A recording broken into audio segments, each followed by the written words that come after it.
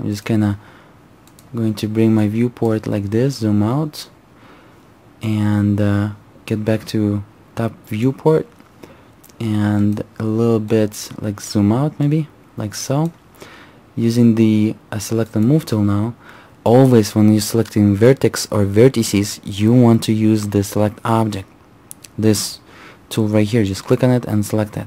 But now I want to move it, so when you're moving only, you want to use the select and move tool. Otherwise you can screw up bad and not going to see. And if you're building very advanced and complex 3D model, it's going to be very hard later on to fix it. In this simple object or 3D model, it's easy to fix few dots or few vertices. It's no problem. And I'm going to move it by Y by about like so to make it kinda same.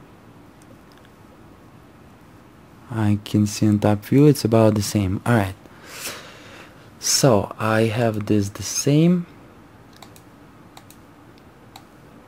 Okay, and what I'm gonna do now, from my, you can select from the perspective view as well.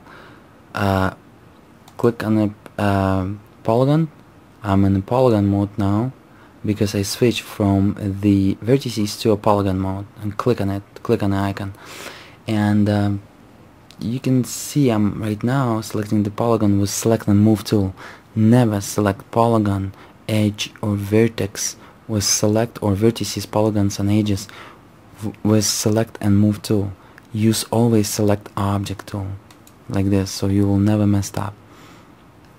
So I'm gonna click here, and I'm going to click here, and I'm going to just deselect this one for now, like so. And what I'm gonna do, I'm just going to go ahead and click insert, and you already know what is insert by now. You should. And maybe not 1 by 2, a little bit smaller. Click enter amount like so. That's fine. I'm gonna click OK. Next I'm going to insert here. Why didn't select this at the same time? Because it has some edges over here, and if I will click insert and select them, all three of them, it's not going to look good, because this one has more edges.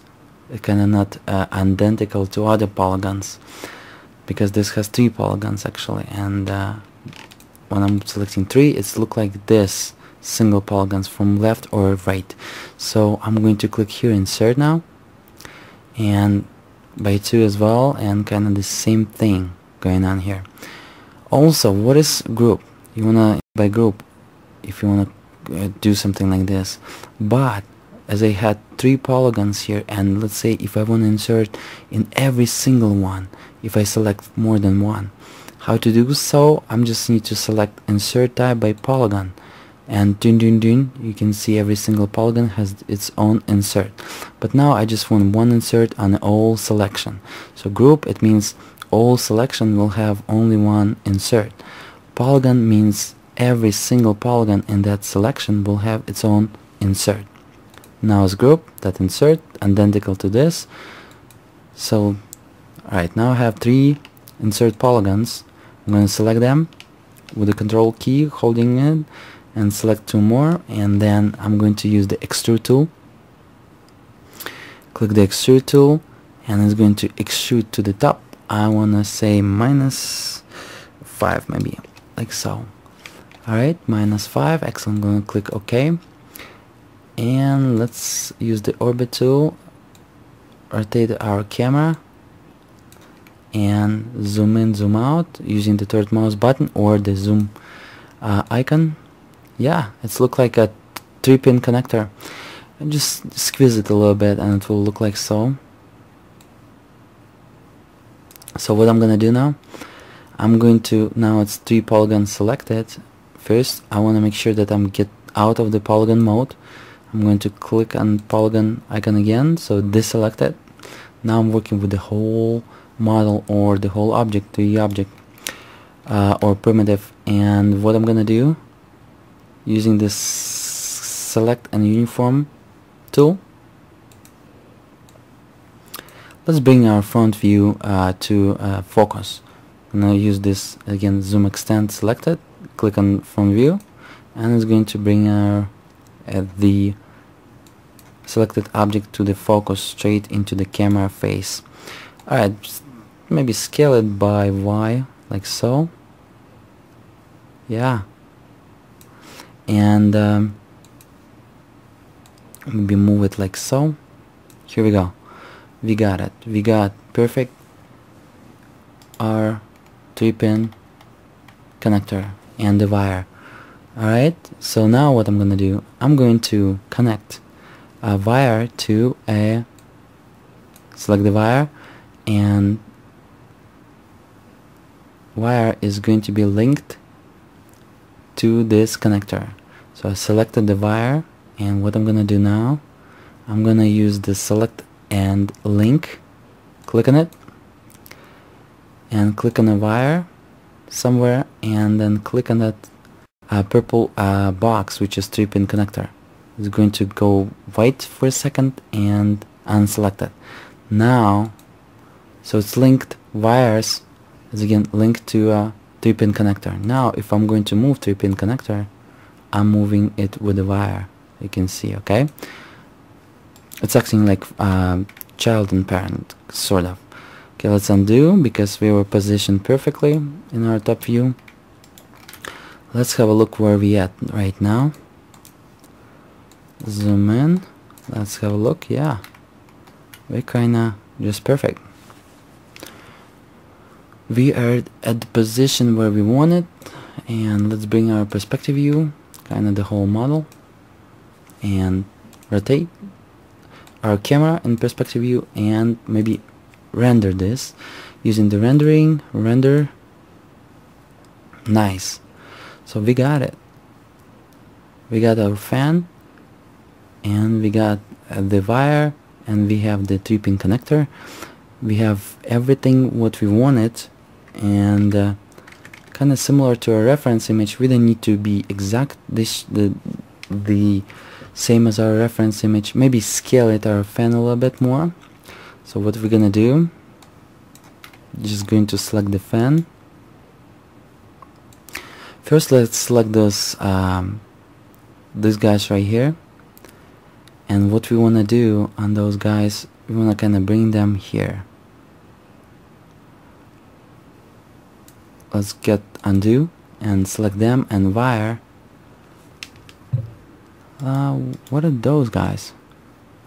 Okay, that's that backplate. Okay, so we want to select them, and we want to select the wire with the control button and the connector, and kind of we want to bring them in like so.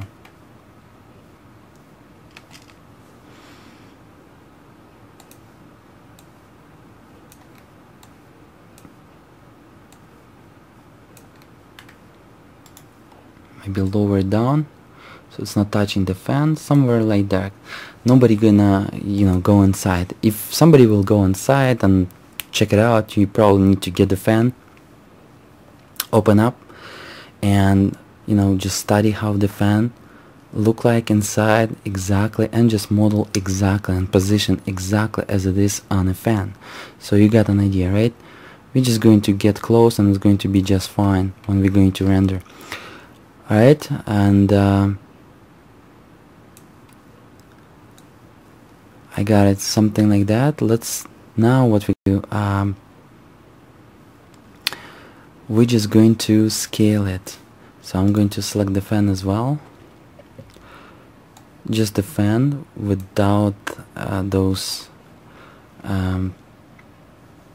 holders, and I'm going to just scale just the fan, maybe like so. Okay, and now I want to make sure that yeah, and it's late now, so guys, if you appreciate what I'm doing, just thumbs up and subscribe for more. It's free learning, and I'm sharing the experience, and I think it's very valuable for those beginners. After this video, you will be able to model everything what you see and bring it into the 3D world, as I said. Okay, somewhere like that, we're in good shape. maybe bring those guys, maybe first scale them and bring them to the top a little bit, like so. So wire going to stick in it, like that. So we're fine now, and that's how our fan look like. And let's go ahead and save it. Always saving some progress, my suggestion. I'm not, because I know my computer is so powerful, and I know that I'm not going to do any hard mistake that's going to crash the 3ds Max. But since you're a beginner, because I have more than 5 years experience in 3ds Max Studio and 3ds Max design, but since you're not experienced and you're a beginner, always save the progress and try to name it as different file name. Okay, so as again, this video will be split into multiple parts. If you're watching over the YouTube, please watch them all. And here we go. We have perfect our fan, and it's not textured yet, but it's photorealistic, as you can see, and